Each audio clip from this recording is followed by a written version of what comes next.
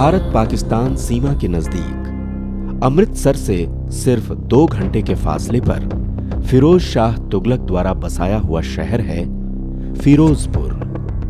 सतलुज नदी के पास बसा ये ऐतिहासिक जिला शहीदों की धरती के नाम से भी मशहूर है। यहीं के 2 भाई चंदन और अनमोल अपने बाप दादा की पुश्तैनी काम को नए सिरे से शुरू करने के इरादे से दिल्ली छोड़कर फिरोजपुर आ गए। तो आखिर गुरजीत जी ने हमें अपनी पुश्तैनी जमीन दे ही दी। हम पहुंचे उस जमीन का मुआयना करने लगभग 4:30 बजे। गुरजीत कौर जी, आपने पेमेंट के लिए 3 किस्तों की मोहलत देके बड़ा एहसान किया जी हम पर। एहसान कैसा जी, कोई गल नहीं।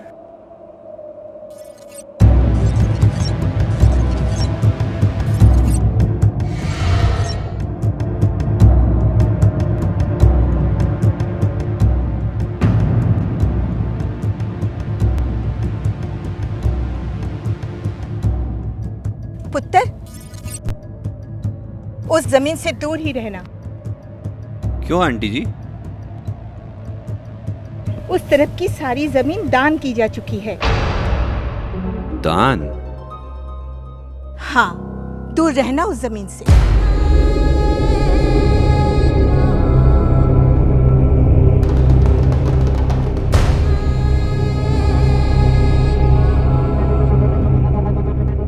अच्छा, सत श्री अकाल जी। आजा छोटे। आया वीर जी।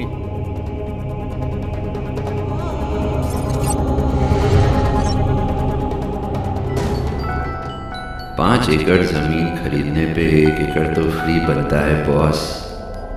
काहे का दान, इसे तो अपना ही समझो।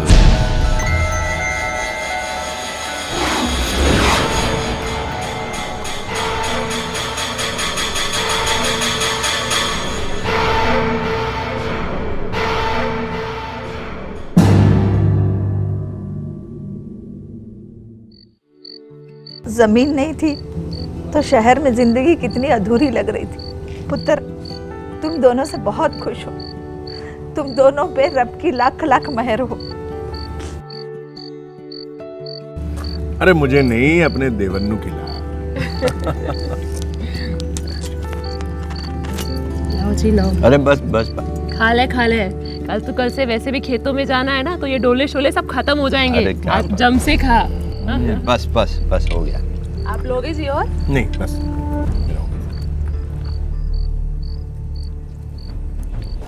छोटे, दिल्ली वाली पार्टी का फोन आया से। अच्छा, क्या कह रहे थे?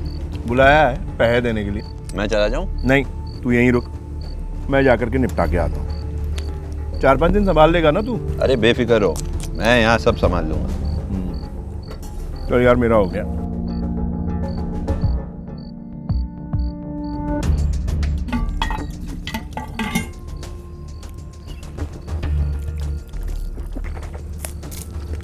और सुन। हाँ जी। उस वाली जमीन में बिल्कुल हाथ मत लगाना। गुरजीत कौर जी ने मना किया है ना। अब उन्होंने मना किया तो कोई ना कोई कारण तो होगा ही यार। और वो तेरी क्या पॉलिसी है, बाई 1 गेट 1 फ्री वाली, उसको इसमें लागू मत करना, समझ गया ना? क्या वीर जी आप भी।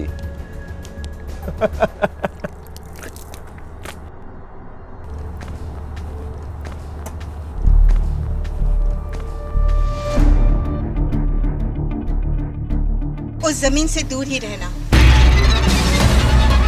दूर रहना उस जमीन से। दूर रहना उस जमीन से। दूर रहना उस जमीन से। दूर रहना।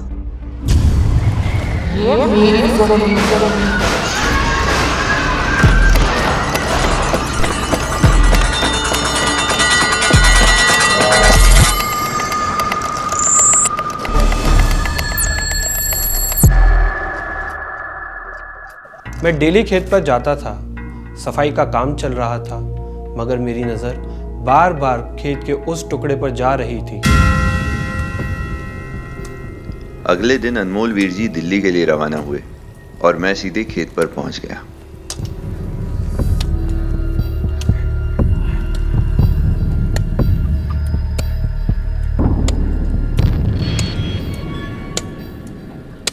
अरे ओए, ओ एत्या क्यों है मालिक? कितने लोग हैं हम? 4 मन। 4 लोग। एक काम करो, यहाँ की सफाई सारी बंद करो।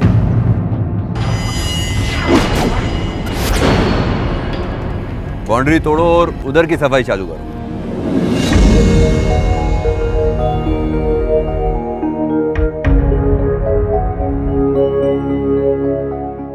अरे खड़े खड़े देख क्या रहा है? एक्स्ट्रा रोकड़ा दूंगा।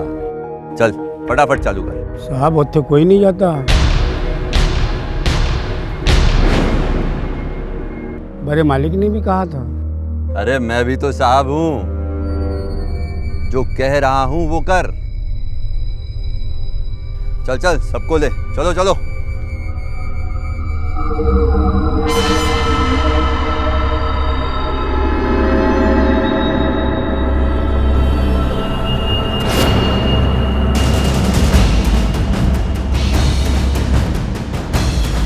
अरे काम छोड़ के कहां भाग रहे हो? ओए! अबे साले काम चोर कहीं के।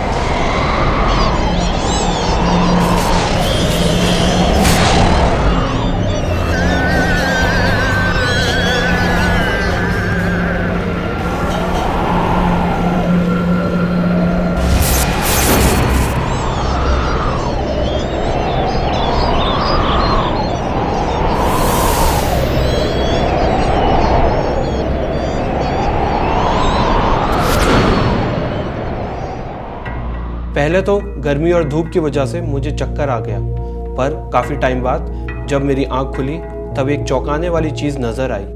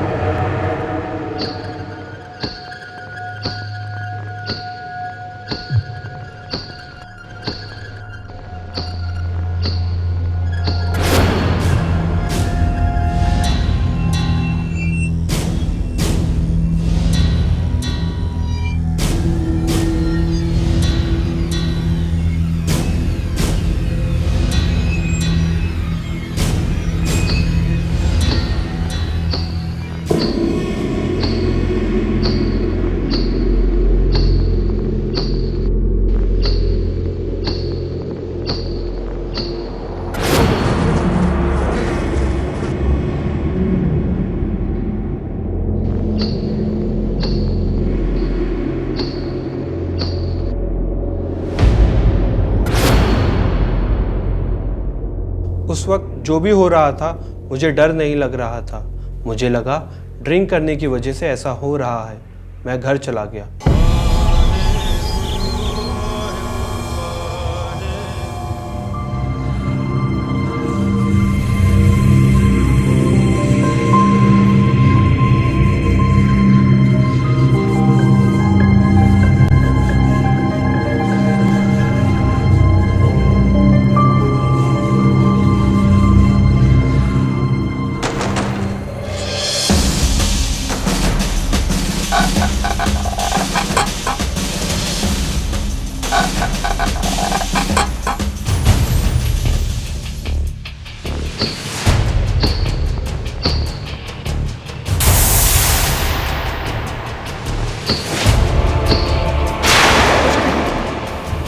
चंदन चंदन चंदन चंदन चंदन आज खेत नहीं आओगी।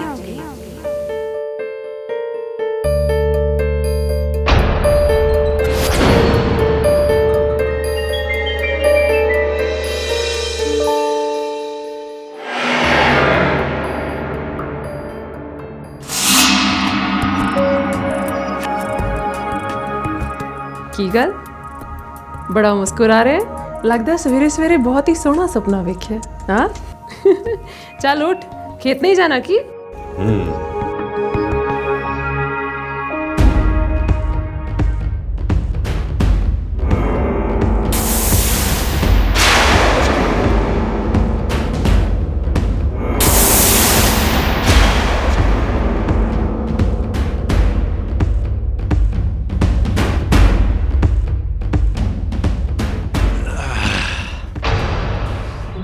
अच्छा सुन, आज रात की ट्रेन से अनमोल जी वापस आ रहे हैं। कह रहे सी कि चंदन को बोलना कल के लिए ट्रैक्टर आज ही एडवांस में बुक कर ले। अरे कर लूंगा भाभी, चिंता मत करो।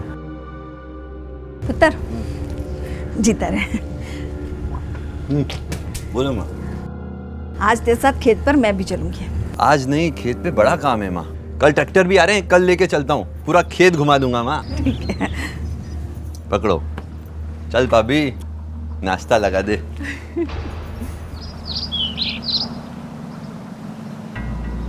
चंदन काम के लिए इतने जोश में नजर आए, ये मेरे और माँ जी हम दोनों के लिए हैरानी की बात थी।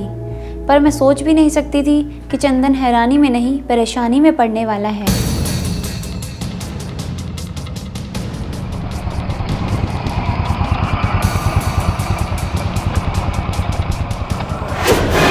कोई जेसीबी डंपर लेके किथे तू? चल उत्थे ही रुक, मैं पहुंच रहा हूँ। सत श्री अकाल पाजी। अगले दिन अनमोल वीर जी जब दिल्ली में थे, मैं सवेरे सवेरे निकल पड़ा। वो कहते हैं ना कि सुबह सुबह का देखा हुआ सपना अक्सर सच होता है। तो जब सुबह फिर मुझे वो पायल की छन छन सुनाई दी, वही खूबसूरत गांव की छोरी का नजर आना, मैं वक्त से पहले ही निकल पड़ा खेत की तरफ। लगा दे उधर।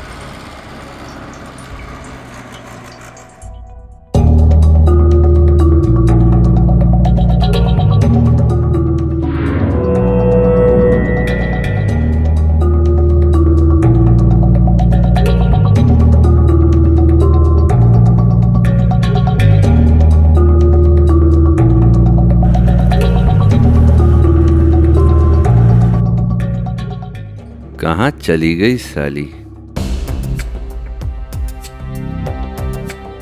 मैंने उसे बहुत ढूंढा, पर इस बार वो मुझे नजर नहीं आई। मायूस तो था मैं, लेकिन उम्मीद नहीं छोड़ी।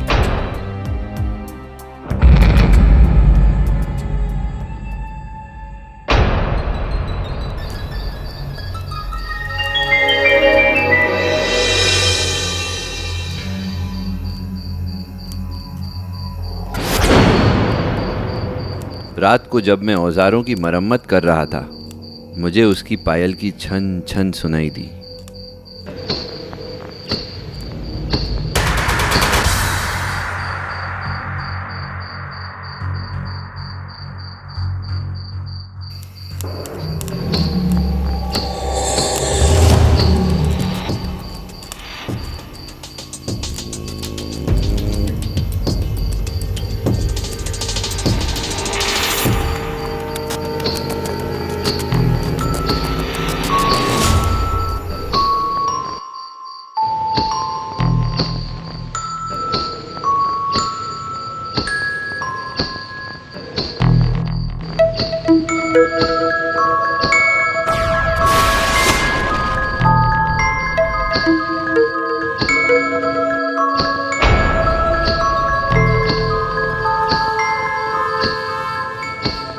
अरे सुन, कहाँ चले गए थे कल तुम लोग? नाम क्या है तेरा? अरे रहती कहाँ है तू? वो खेत के पीछे वाले गांव में। अच्छा, कौन कौन है तेरे घर में? लगता है तेरा कोई नहीं है। कोई गल नहीं, तू यहीं रह, समझ रही है ना तू? मैं तुझे अपने खेत संभालने का काम देता हूँ। चल मैं आता हूँ ज़रा नुक्कड़ से, कुछ खाने पीने का सामान लेके। यहीं रुकना, हम साथ में बैठ के खाएंगे।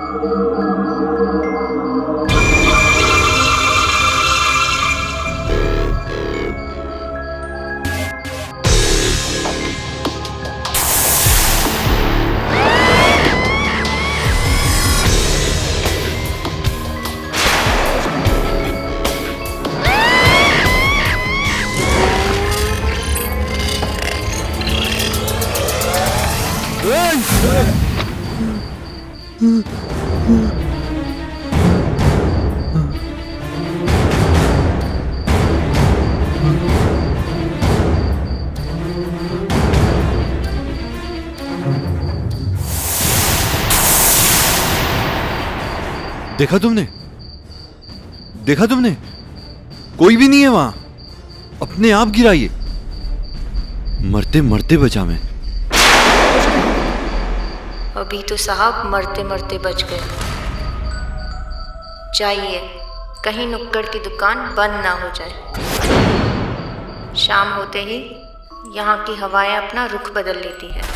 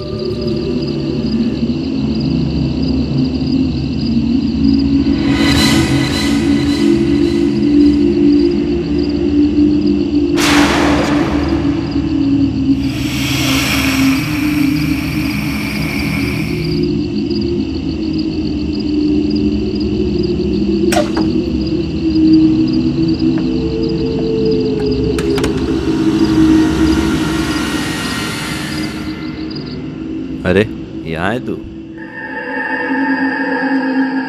खेत भी साफ कर दिए इतनी जल्दी?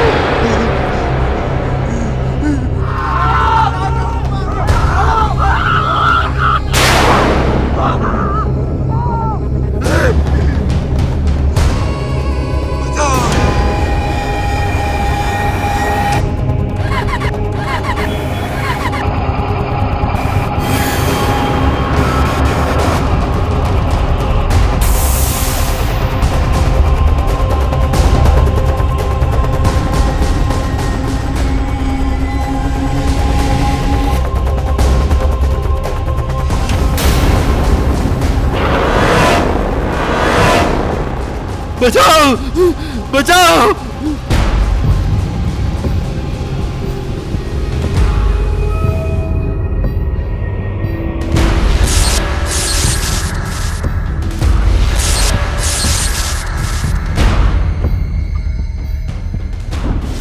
पाजी पाजी पाजी उठो पाजी पाजी।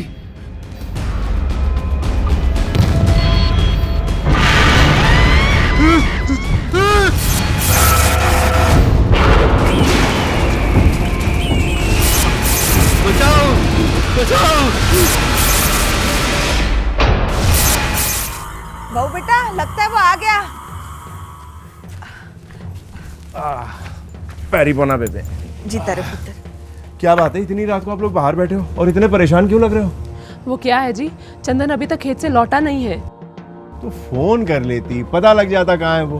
बहू ने कई बार कोशिश की, उसका मोबाइल बंद आ रहा है। दिन में 2-3 बार मेरी उससे बात हुई है, पर रात को अचानक मेरे फोन में उसका मिस कॉल आया और जब मैंने फोन देखा और मैंने उसे कॉल किया, तब से लेके अब तक उसका फोन बंद है। अनमोल, चंदन के साथ खेत में कुछ मेरा जीव बहुत घबरा रहा है। टेंशन ना लो। एक आपको तो पता है मुंडा थोड़ा बदमाश है। हाँ, एक काम कर, तू स्कूटर की चाबी ला और टॉर्च भी ले आना। जी। ये पकड़। अब मैं भी चलूं तेरे साथ पुत्र? अरे नहीं माँ, कोई टेंशन नहीं है। मैं चला जी? अरे मैं कह रहा कोई लोड नहीं, बैठो आराम से। वहां पहुंच के फोन जरूर करिए पुत्र। जी बेबे।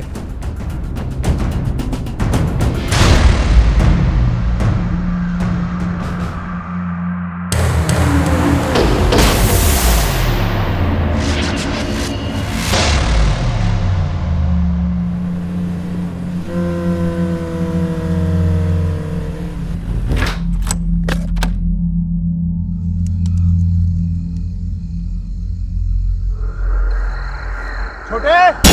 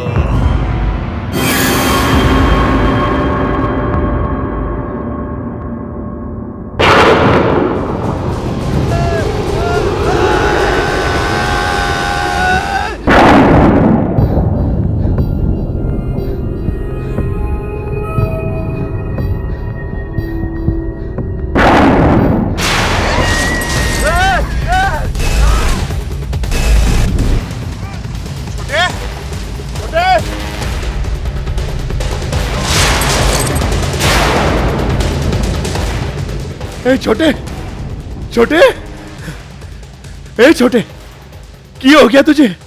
किसी जंगली जानवर ने हमला कर दिया क्या तुझ पे? उठ उठ छोटे, उठ आराम से। आजा आजा आजा बेटा, आजा।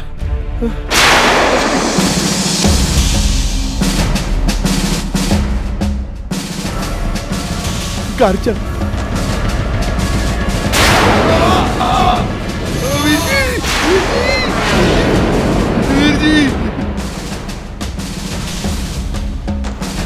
वीर जी बचाओ।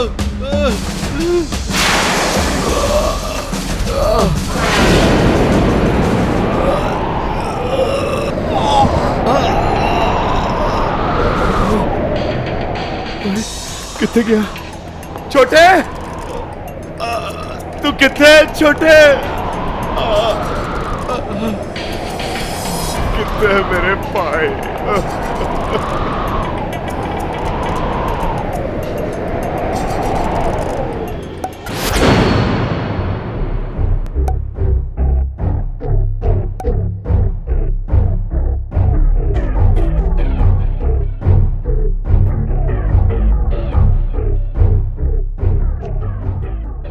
खून।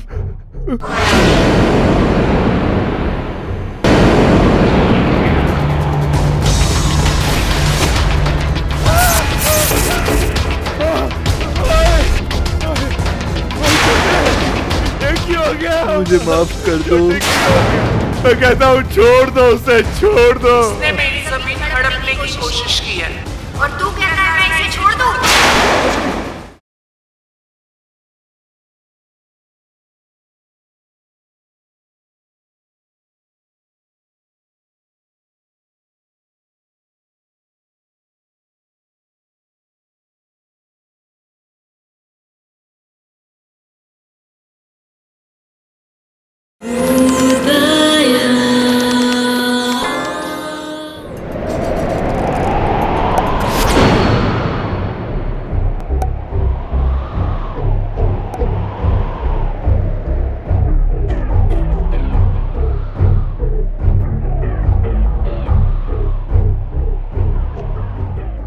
खून।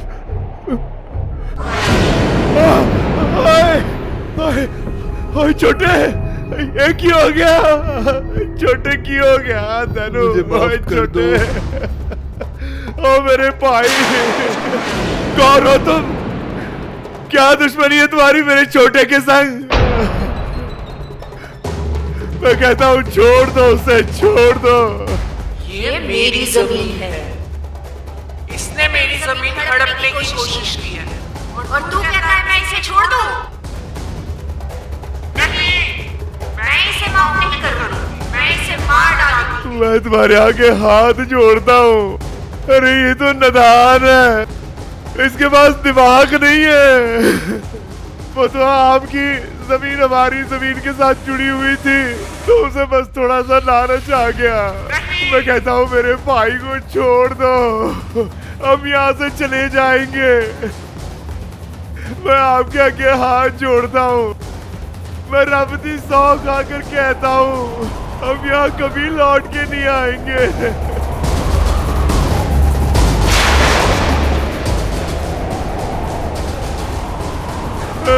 माफ कर दो, माफ कर दो, बचा लो, बचा लो, माफ कर दो जी, मुझे माफ कर दो,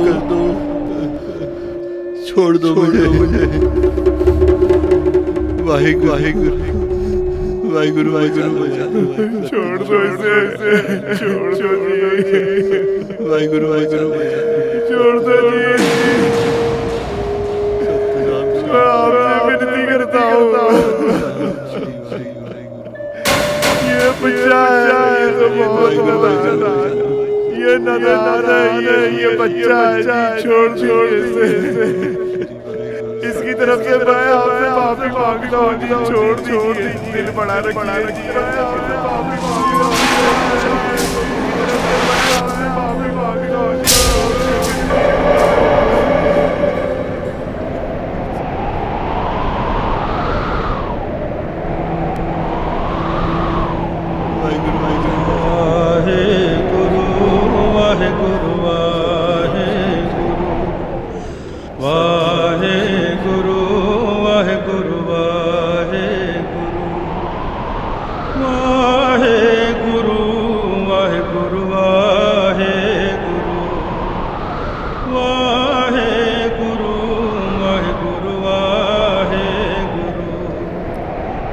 रब की लख लख मेहर है हम पे कि उसने अनमोल वीर जी और मेरी माफ़ी कबूल कर ली। मैं सच में लालच में आ गया था, उसकी और उस ज़मीन की।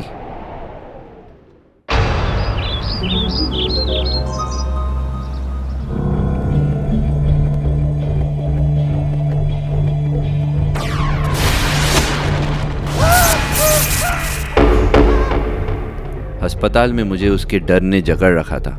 अक्सर मैं उसे अपने सपनों में महसूस करके झटके से उठ बैठता था।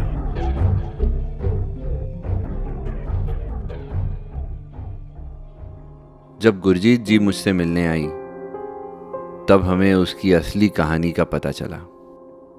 बेटे, तुम्हारी लालच ने उसे जगा दिया। उसे किसे? वो तो कह रही थी कि जमीन की मालकिन वही है। उसकी जमीन आपने हड़प ली और उसकी सजा मेरे तेवर और मेरे परिवार को भुगतनी पड़ी।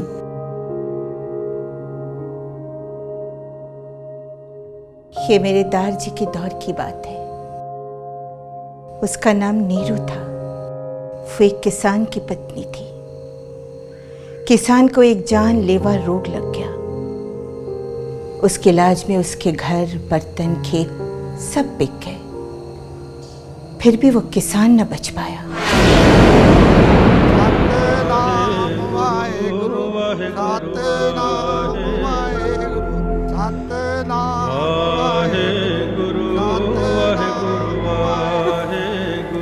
इससे दुख में नीरू पागल हो गई।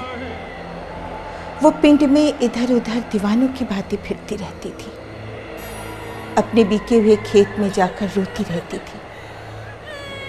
उस खेत को मेरे दारजी ने खरीदा था। नीरू की हालत पर रहम खाकर उसी खेत में बने हुए एक झोपड़ी में उन्होंने उसका रहने का बंदोबस्त कर दिया। लेकिन अचानक एक दिन उसी जमीन पर नीरू को मुर्दा पाया गया। किसी को पता ही नहीं चला कि वो कैसे मरी।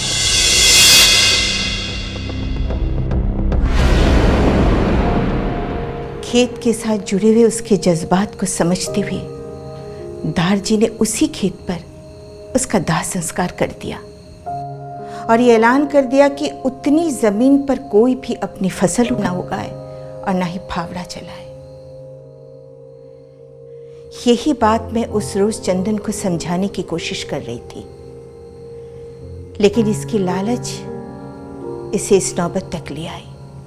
अब मैं उस जगह नीरू का एक स्मारक बनाकर गुरु ग्रंथ साहिब जी का पाठ करवाऊंगी ताकि उसकी आत्मा को शांति मिले।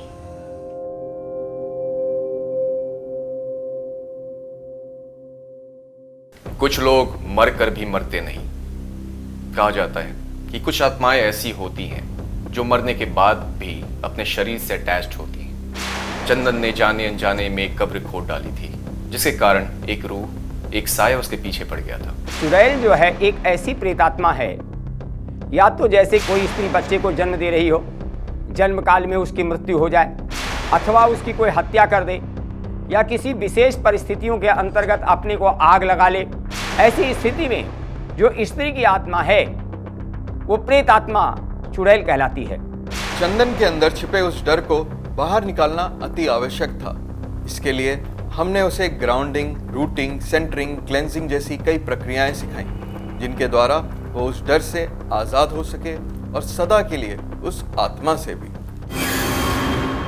लालच और खाली पड़ी चीजों पर अपना हक जताने की आदत भारी पड़ जाती है, लेकिन यह आदत चंदन के लिए इतनी खतरनाक और भयानक साबित हुई कि चंदन और उस जैसे दूसरे बंदों के लिए सबक बन गई।